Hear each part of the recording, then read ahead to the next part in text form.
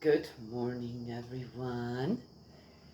Oh, it was much cooler last night. I came out here one more time about midnight just to sit. And it was much cooler. 66 degrees. Oh, I even had to go and get my shawl, put it on. Here right now. Old thing here. See? Ah. So we had, 3 days of just heat, heat, heat. And now, I have to say I live in an amazing place. Even here, there's some of that going on, 3 hours away. But where I live, we live in a microclimate that has tropical, humid tropical days at times, and then in the winter, Arctic times. I mean, it can get so cold there. We've had the most minus we had one winter was minus 25 to 30 degrees minus. I stood outside, and the thing is, the air was so, it was like it was crystal clear. The air was so clear. It was amazing. And I could hear the trees cracking from the cold. But it never lasts for more than a day, 2 days maybe, and 3 days, right, depending. And then temperature just drops. Also, the temperature in one day can go from 90 to 70, and then from say in the summertime, and then in the wintertime from you have 60 degrees and it will drop suddenly down to freezing within no time. I mean, an hour, a couple of hours. It's really amazing. The place that I live in the mountains. And it's just a small area that's considered a microclimate there. And what it specifically affects is the plant life. There is plant life there you can't find other places. Very interesting, and different plant life that comes up every so many years for a short amount of time, and then you don't see it again. Yes, yeah, for a long time. Anyway, amazing place for someone like me to live that loves what? To gather herbs, grow herbs, yes. Ah, amazing place to live. Well, anyway, yes. Mm.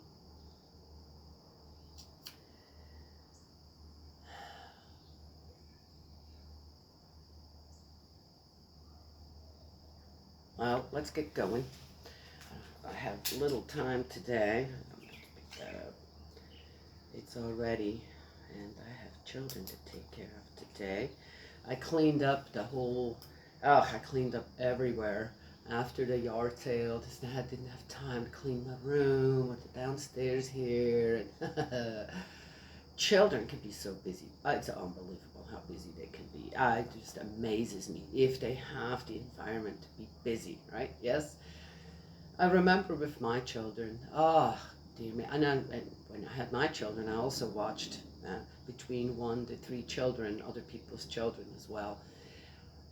And I was ready every day for them, every day. And when the children were in bed and everybody had left, and I would clean up. I would clean up again, put everything just so. So in the morning, their environment was ready again for them. Yes, I did that every day. Yeah. And even when they were teenagers, yep, I guess that is when they were helping too. But I mean, certain times I would ask them to help, but mainly I wanted my children to just be active and be busy and play, and yes, in an environment where they can really do that. And so teenagers, oh my gosh, unbelievable how messy they can be. Why do this? It's like, ugh. Which again, yes, I've said this before. When children grow into teenagehood, it's almost as if they become babies again because they're growing into adulthood now, and it's all new. There's all these hormone changes going on, this, that, and their thought processes and their ideas and their thoughts of, well, what am I going to do now later in life, right? Childhood is on its way out, and they're growing into adulthood. And again, they become babies in the adulthood, right? And I think, right, again, when I think of the messy rooms of my children, right, when they were teenagers, it kind of reflects on how spiritually they're a little bit in conflict with everything, and this and that, and where do I go, and how they're being influenced or guided, right? Yes. So it would be every so often, right, I couldn't take it anymore. I said, this can't be a good environment for my child. So I need to show my child again, right? And I would go in there and I'd clean everything up and take care of all the clothes, this, that. And they'd come home and go, Mom, yeah, did you clean my room? I said, well, obviously somebody did. And I don't think it was the Holy Ghost. But the Holy Ghost may have come down on me and said, you need to clean that room. Most of the time it was, thanks, Mom, this and then. I said, well, if you're looking for something, just let me know, and I'll probably know where I put it. Right? Yes. And then, of course, it wouldn't take a whole lot of time until, but I would do that, right? Yes. And even if they'd say, Mom, you don't need to go into my room, this is it, don't make me go into your room and clean it up. Show me you can do it yourself. Then I won't have to do that. But if you still act like a little child that needs to be cleaned up after, well, then that's what I will do. Your choice. Right? Yes? Okay.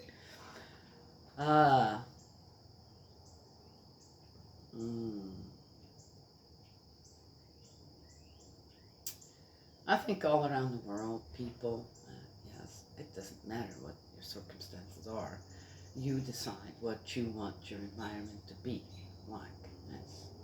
And even if you live in a slum or in a ghetto or whatever, right, one shouldn't be too proud or leger or doesn't care about cleaning up some garbage that others have thrown there, most likely from your neighborhood, in your slum. Yes, really, one can't, even if you're poor, you can't show that you still have pride and do what? Clean things up around you, for starters. Yes.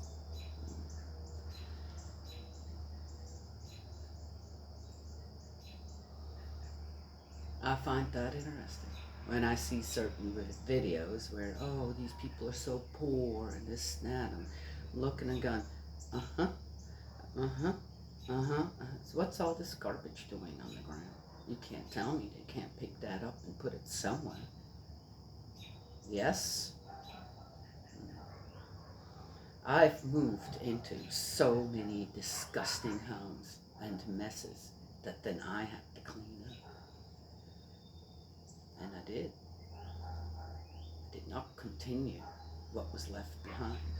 I moved forward with a much better attitude than that. Yes, and in a way, I was always blessed by God. Yeah. Because when I would be done cleaning up, guess what? The environment was absolutely beautiful. So if I can make a dump into something really nice, then everyone should be able to do that. Yes? Unless you don't think you're a human being that's capable of that. Just saying. So, again, where's our attention? Right? Got it all organized again in there. Yes? Time to get started up again. Produce some beautiful artwork, this and that. Oh, anyway. So, that's what one does. Yes?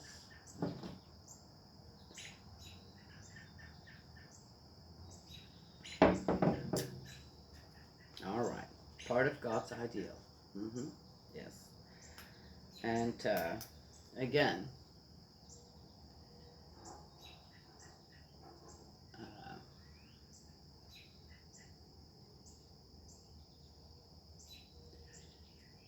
I've watched other videos with people, for example, and I've mentioned that before, in Afghanistan, where they live in caves. They're like homes to them, and they're clean. They live very simple. They have what they need. And the ones that I watched, was about certain things they cooked, this and that. And oh man, I made those just humongous calzones that, oh, they were so good. I want to make those again. I gotta go home for that though, because I don't have all the herbs and things here. And how I did it. Oh, so delicious. Oof, maybe I'll make some today of those. I have some mozzarella cheese I need to use up. The children love those for lunch. All right, all right. And they lived clean. There wasn't garbage laying around, this or that. They reused just about every container, and you could tell for something or this or that. So, what does that mean? People who live in the city, in the slums, in the ghettos, are just nastier than people living in the mountains? All right.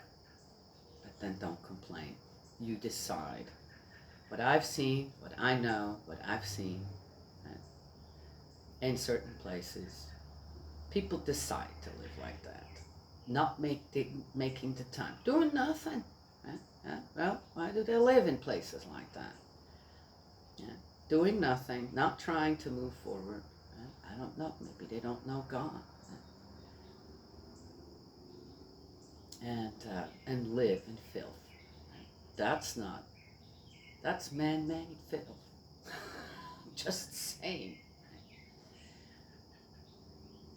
Then people other places who aren't much more well off have a clean environment around them. Yes.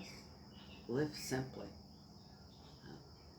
One could consider that poor living in a cave, don't you think? They like it. That's where they've grown up. That's where they want to be. That's how they were taught to live. And it's clean around them. Right? Yes? So,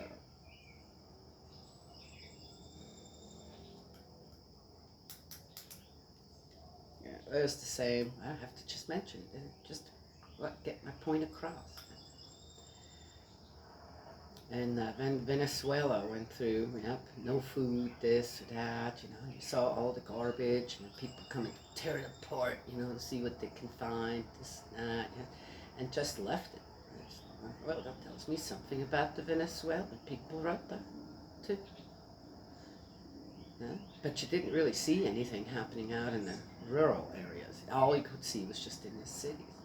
So why do people live in the city? So they have an excuse to be filthy? Just wondering, right? Yes. And when you kind of get into studying a little bit more about it all, what people could be doing in situations like that no, they want the handouts. Right? Once a leech, always a leech kind of thing. Suddenly you don't know how to create anything on your own, grow anything on your own anymore, food or this or that. Don't know how to do that.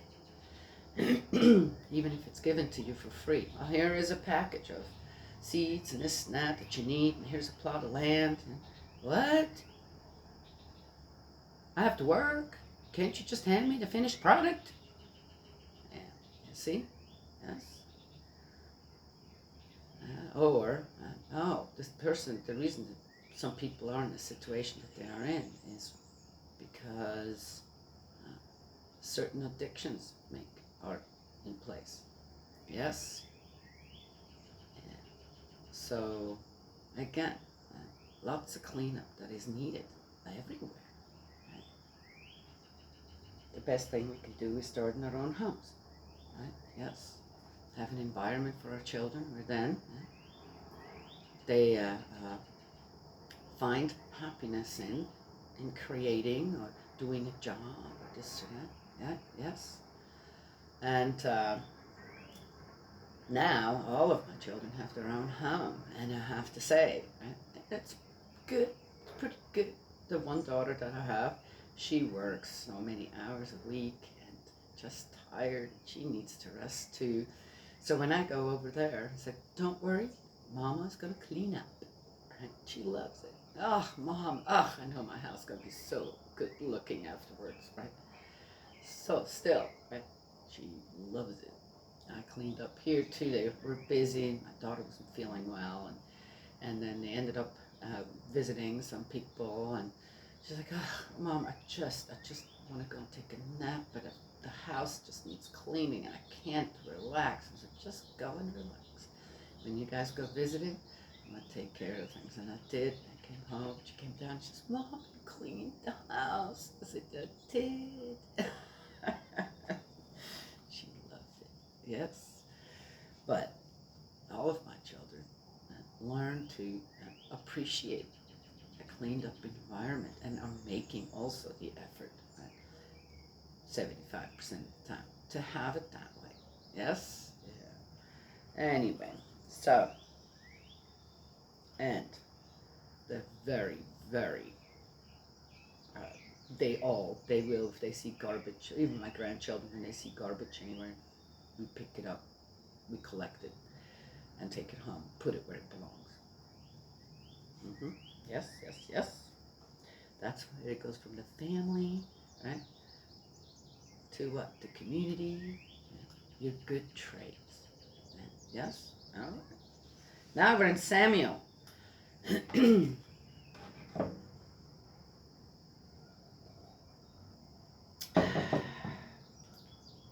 create the kingdom of God on earth as it is in heaven. Bet you there's no garbage there in heaven. So tell us something.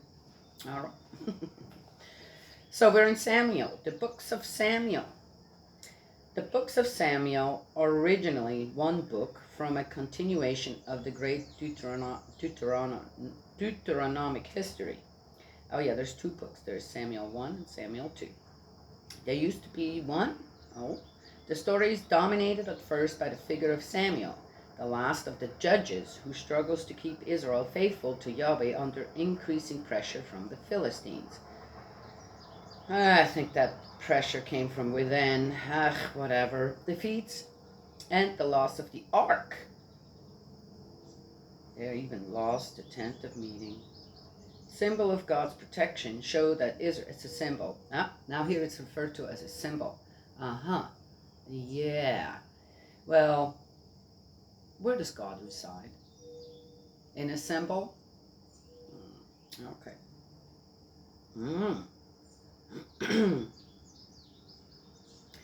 Show that Israel needs a new kind of leadership. So Samuel anoints the first two kings, Saul and his successor David. Oh, Samuel. He wasn't king himself. It looks like he's the last judge. Judges again. Saul constructs the beginnings of a stable monarchy, but incurs the divine displeasure and ends his rule in fits of black despondency and murderous hatred of David. Told you, coming from within. Hey. David leads Israel in its most glorious period, when it was for a brief moment a major power in the Near East. Yeah, that's right. Power is what it is all about among the nations. There we go. There it starts. Another thing starting. More than this, he is the model for all kingship in Israel.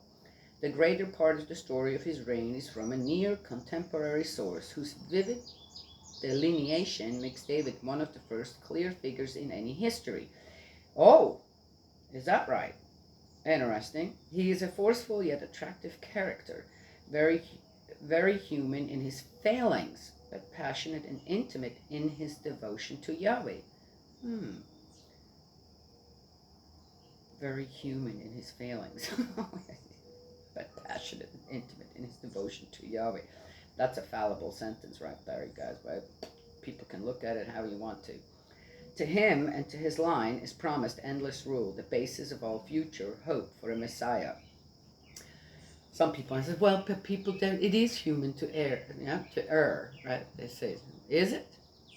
Is it? Or is this just another excuse for everyone out there? Hey, I'm only human. Are you? Are you only human?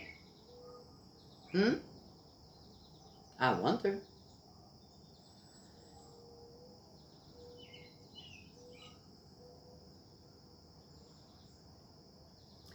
If one really truly has met God, how do you meet God? When everything's your surroundings. What did I start out with? Huh? Because I'm poor. I'm not capable to pick up a piece of trash, though my arms and legs are working perfectly fine, everything else too. But I'm only human. I can't keep a clean environment around myself. Really? Again, yes. I see often, oh, God loves us through our mistakes and this and that. Sure, He does. He has no choice. God doesn't have a choice. Okay? Just as a parent, a good parent, you have no choice but to love your children, regardless of what they do. You just love them. You can't help yourself.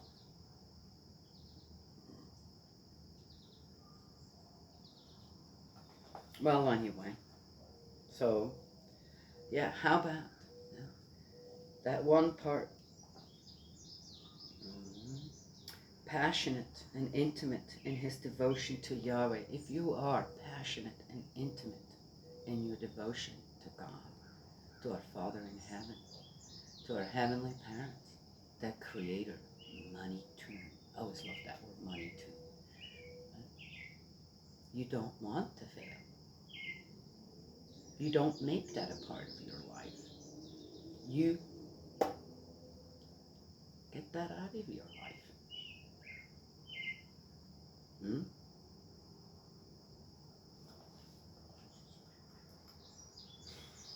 Ellen.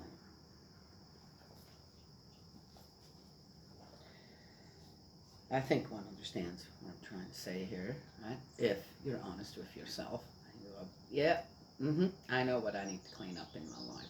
I have no excuses for these failures anymore or mistakes. I'm being told. How often has one gotten good advice? Right? Oh yeah, really. That would be the way to go. That would be a good thing to listen to this elder or this or that.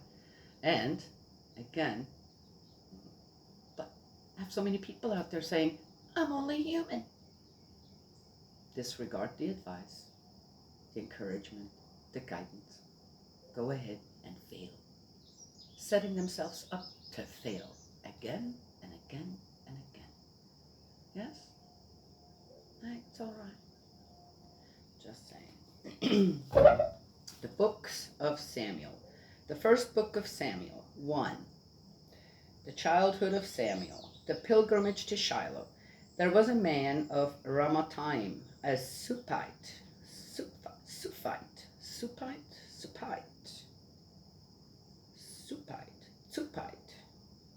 huh, from the highlands of Ephraim, whose name was Elkanah, son of Jeroham, son of Elihu, son of Tohu, son of Sup, and Ephraimite. Wow, interesting. All the names here again. Sometimes I wonder, why do names aren't, some people aren't named, and then you suddenly have this really amazing ancestral history with everybody, this and that. He had two wives, one called Hannah, the other Peninnah. Peninnah had children, but Hannah had none. Every year this man used to go up from his town to worship and to sacrifice to Yahweh Sabaoth at Shiloh. The two sons of Eli, Hophni and Phinehas, were there as priests of Yahweh. Oh. One day Elkanah offered a sacrifice. Now he used to give portions to Peninnah and to all her sons and daughters. To Hannah, however, he would give only one portion. For although he loved Hannah more, Yahweh had made her barren. Really. Furthermore, her rival would taunt and provoke her, because Yahweh had made her womb barren. And this went on year after year. Every time they went up to the temple of Yahweh, she used to taunt her. On the day she on that day she wept and would not eat anything. So her husband Elkanah said, Hannah, why are you crying? Why are you not eating anything? Why are you so sad? Am I not more to you than the 10 sons? Hmm. One could say again so much to all this. It's already starting out as here are two women with the same guy, right?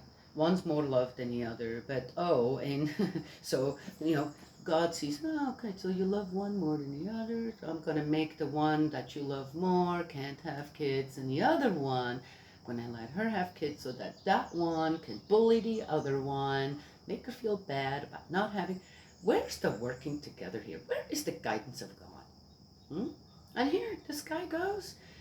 Obviously, there is somewhere where they go, and there are these important priests still we've heard about before, and they make he makes the sacrifices and all that.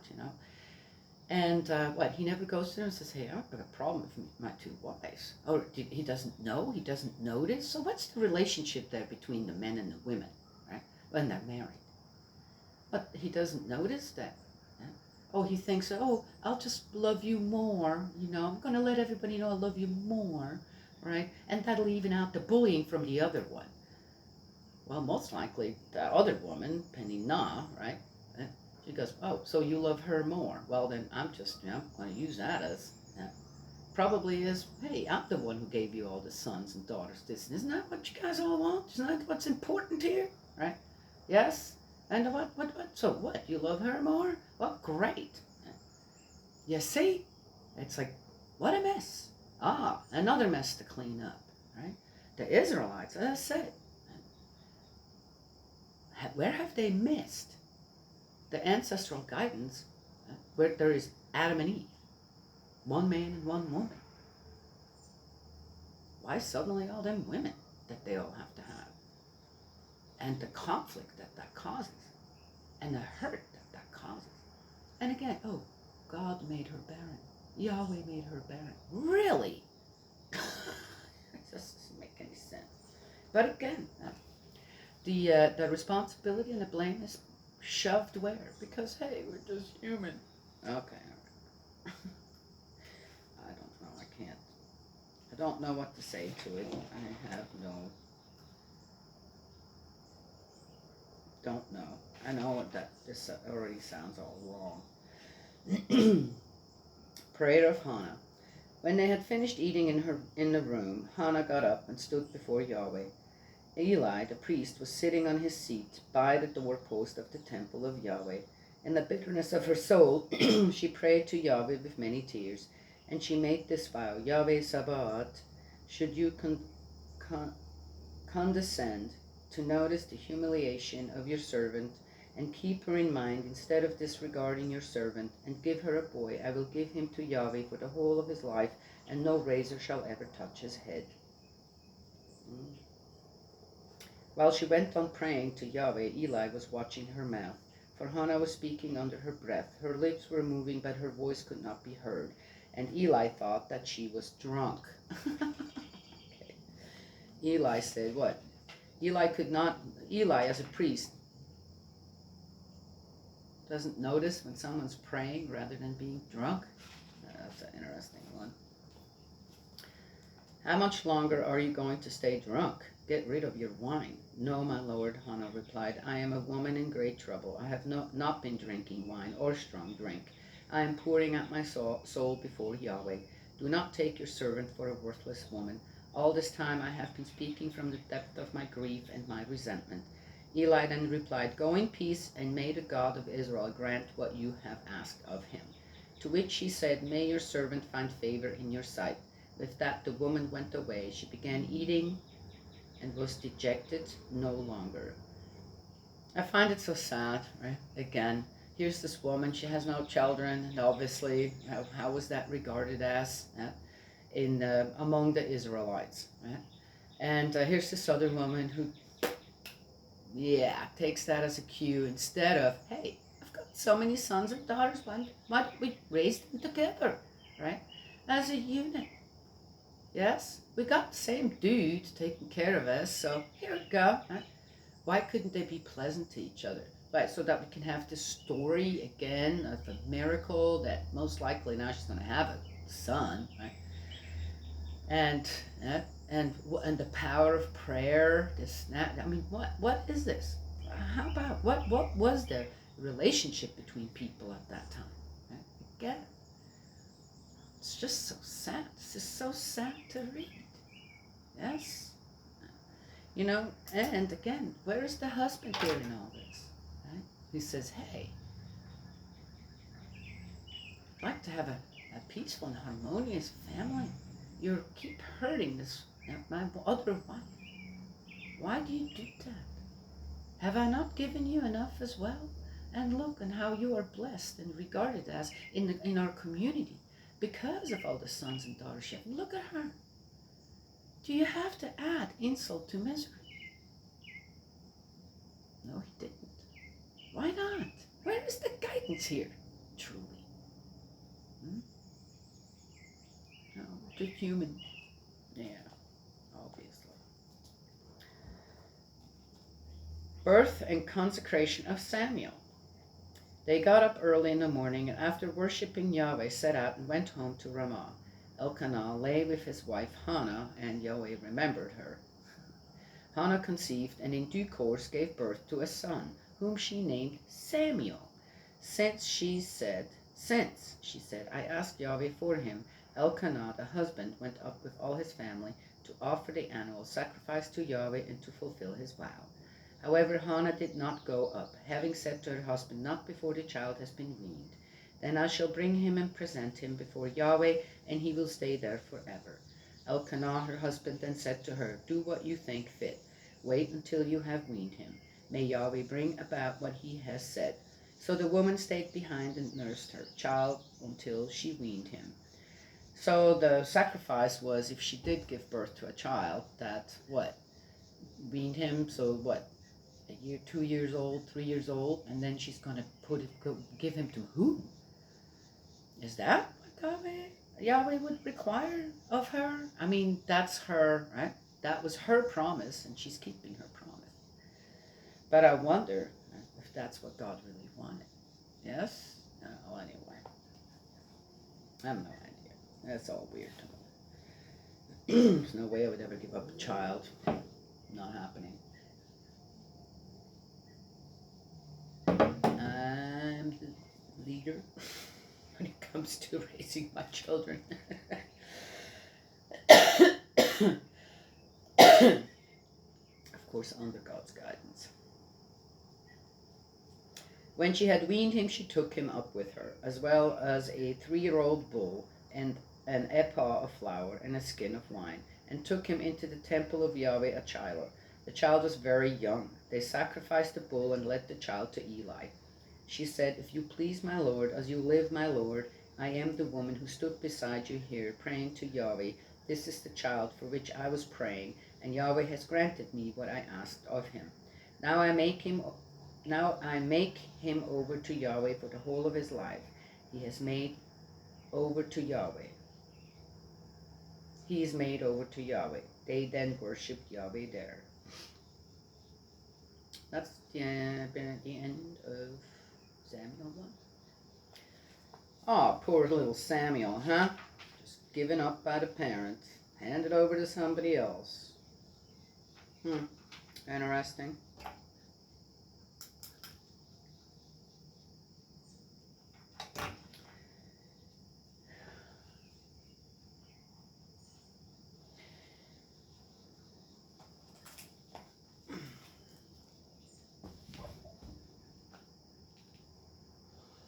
Giving up children. One would think, well, again, when I think of that the other wife was such a mean and hateful thing, probably the children took the cue right from her too. It's interesting to me on how little the men, the fathers, have to do with the upbringing of their children during that time. And what a mess they all turn into, more or less. So I would say Hannah was so grateful. See, now I'm finding, looking at her situation, where would that boy, after he's weaned and starts running around, this, that, doing his thing, having to be amongst all his other siblings and that hateful woman, other one, eek, uh, what would the life of that boy be like? Hmm? Kind of like Joseph's was among his brothers.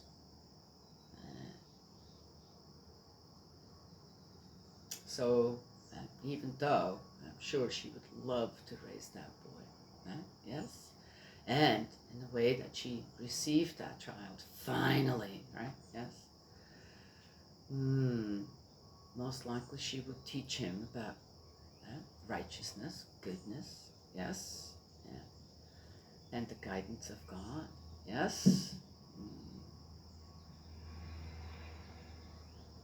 But for the safety of the child, she says, I can't keep him here. It's not safe here.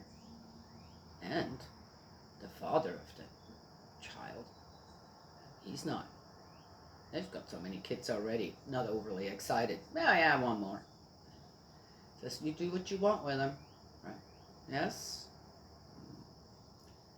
And she brings him up to the temple, it sounds like, right? Yes? To the priest, for the priests to raise him. Yes? Interesting.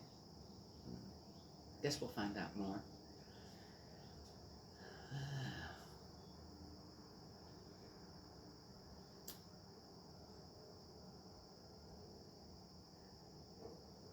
So,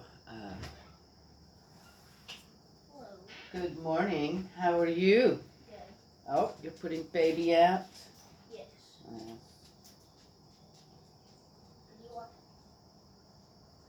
yes, I'll watch her. Sit still, girl. You wonder what I was did last time? Not today. Not today. Yeah, we were watching her the other day, and she ran all the way across the street. This and that. Took 4 people to get her, didn't it?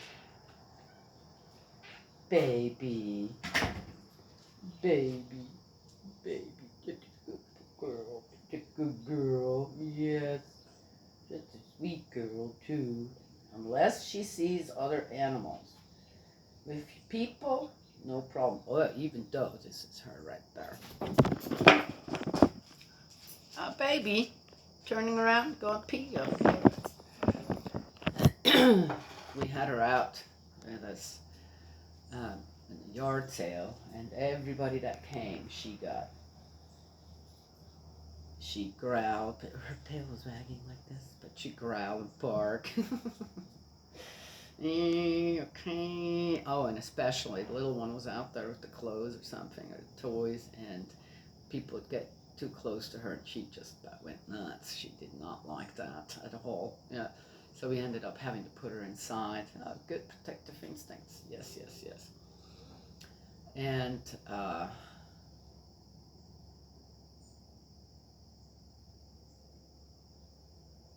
yeah, and animals. Oh, she becomes a completely different dog when there's another dog around. Or we saw the ducks down there. She's gonna go hunt us some ducks or something. Yeah, but otherwise a really sweet dog. Oh, so where were we? Oh, I saw this post of a friend, and she had her. Oh, there was a picture of a pregnant mommy, and yes, I had you early, but that just meant I got more time with you, right? And she shared on how she had her first baby at 15.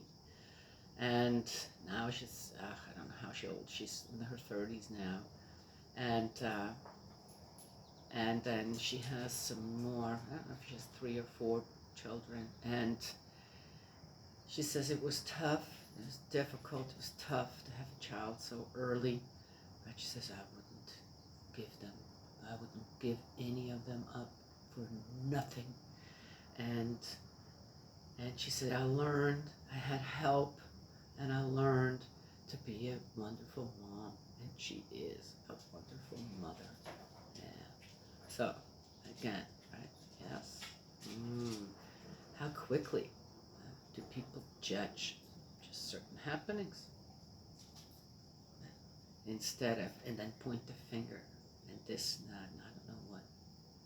Yes, one could regard being pregnant at 15, right, here in this country, as a mistake, yeah, a failing or something. Yes? Huh?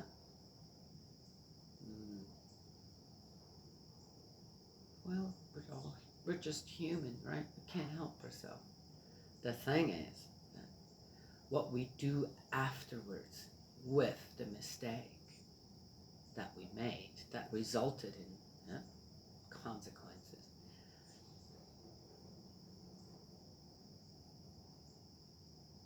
how we take care of that, embrace it even, like this lady did at 15 with her first child. And the people around her helped, didn't. No, yeah. Live with that now. Yes.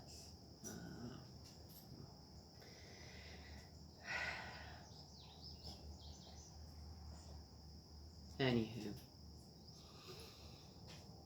situation by situation, yes.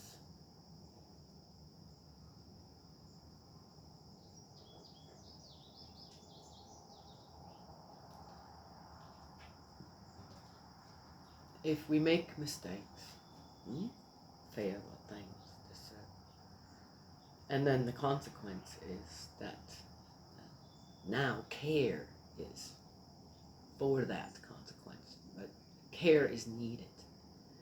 Care is what will take care of things. Then that's what one does. That's how one takes responsibility for one's mistakes and failings, rather than, after all, I'm only human. That's a bad excuse. Right? I'd say people would agree with me. Anywho, that's all I have to give today. I've got children waking up, getting ready for today, and it's a beautiful day.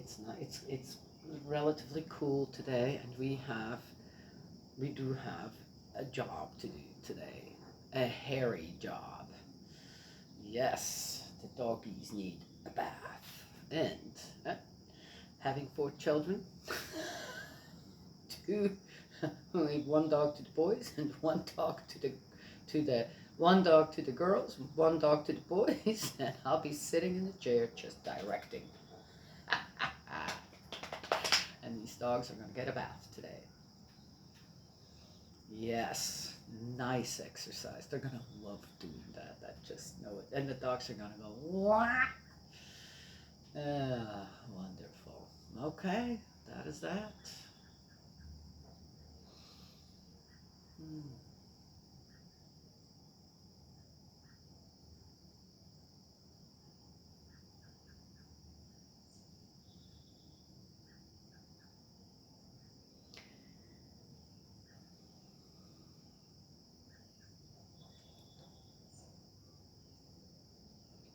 Misery, in my opinion, isn't an excuse either. If you've been given another day, then it doesn't matter where you live, how rich or poor you are, circumstances that you are in, you can make it another wonderful, great day. With whom? Yes, of course. With the ultimate heavenly parent. You can. This isn't as often as we read, right, in the Bible, have read in the Bible, oh, Yahweh did this, so Yahweh did that. Really?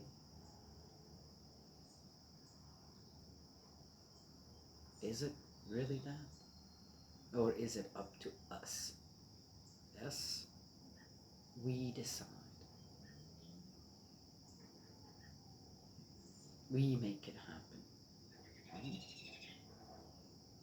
We do.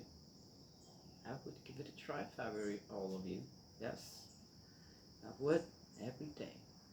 Every day to me is a great day, a wonderful day, a blessed day, regardless of what else is in the day. Around it all,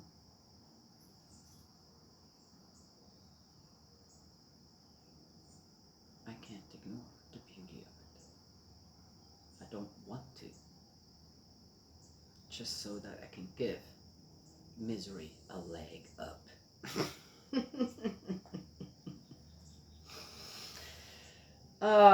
God's love and blessings to you all. May He protect you.